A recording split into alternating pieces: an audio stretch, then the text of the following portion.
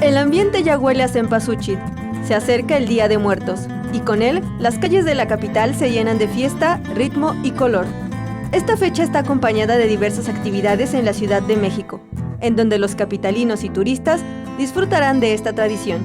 Y para comenzar con la celebración, el 26 de octubre se llevará a cabo la megaprocesión de Catrinas, en donde miles de personas caracterizadas de este personaje recorrerán las calles del centro.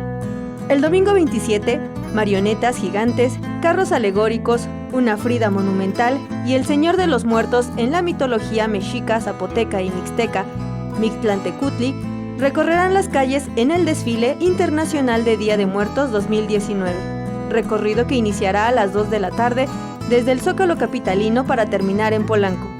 Capitalinos y visitantes podrán recorrer más de 1 kilómetro del bosque de Chapultepec entre luces, sonidos, flores y cementerios, como parte de la experiencia multisensorial llamada Celebrando a la Eternidad.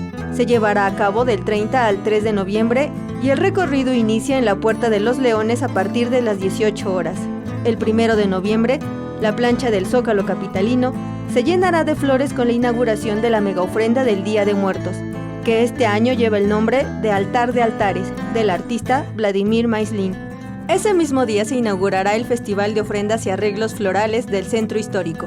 Más de 70 ofrendas estarán ubicadas en distintos recintos que tradicionalmente están cerrados. Las actividades de esta tradicional fecha concluirán el 2 de noviembre con el tradicional megadesfile de Día de Muertos, en donde más de 2.500 artistas participarán con carros alegóricos, comparsas, marionetas monumentales, zanqueros, malabaristas y acróbatas, quienes llenarán las calles del centro histórico capitalino con color y alegría. Todo para recordar a los que se fueron, pero siempre estarán entre nosotros. Mariana Sánchez, 21 Noticias.